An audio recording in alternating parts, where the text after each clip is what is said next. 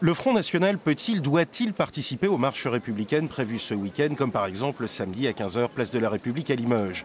S'il ne sait pas encore officiellement ce qu'il va faire, le parti frontiste auviennois répond oui.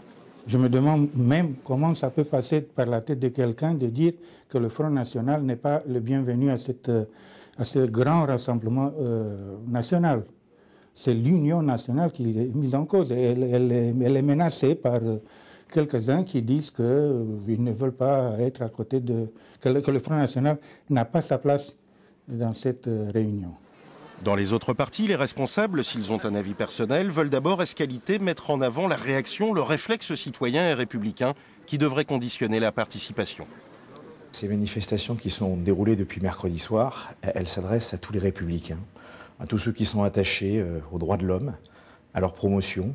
Et c'est à chacun de réfléchir avec sa conscience. Très franchement, c'est une polémique qui a duré 1 minute de trop.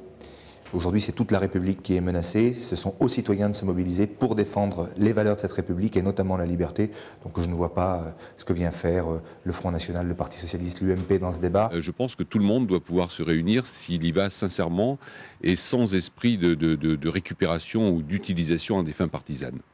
Nous, on pense que cette manifestation, c'est un appel à la défense des droits de l'homme et au vivre ensemble. Quels que soient les participants, de toute façon, ils ne seront pas là à égalité en tant que représentants du parti, ils seront là en tant que citoyens. Seul le front de gauche est moins nuancé.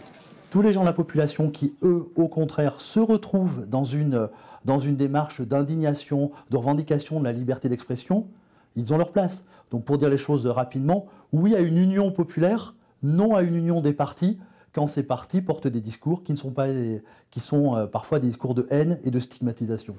L'union n'est donc pas sacrée, mais elle est souhaitée, pour paraphraser étrangement en ces temps Vialat, et c'est ainsi que la République est grande.